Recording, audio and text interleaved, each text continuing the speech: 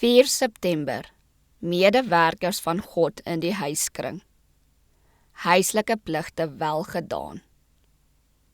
En wat julle ook al doen, doen dit van harte, soos vir die Here, en nie vir mense nie. Kolossense 3 vers 23. God het die lewe en al die ryke seëninge wat dit genotvol maak, aan u geskenk. En in ruil daarvoor maak hy aanspraak op u diens, u dankbaarheid, u liefde, u gehoorsaamheid aan sy wet. Hy vereis van u om u drifte te beheers, om selfsugtige gedagtes en dade in bedwanging te hou en om haastige woorde ongesproke te laat. Sou Jesus hierdie selfbeheersing van u vereis as dit nie ter wille van u werklike geluk was nie? Nee. Hy verlang dat u karaktertrekke sal ontwikkel wat u eie hart sal gelukkig maak en wat u in staat sal stel om ander harte met die sonskyn van liefde, vreugde en blymoedige tevredenheid op te beer.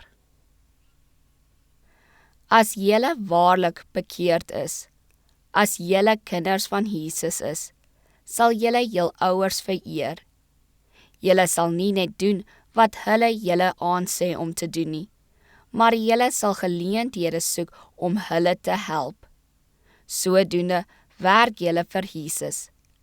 Hy beskou al hierdie sorgsame, bedagsame dade asof dit vir homself gedoen is.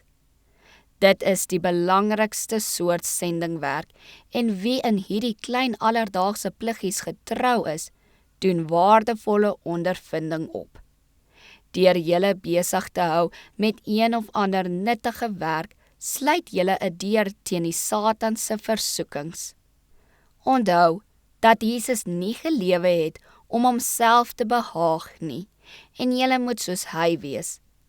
Laat dit 'n godsdienstige beginsel wees en vra Jesus om julle te help.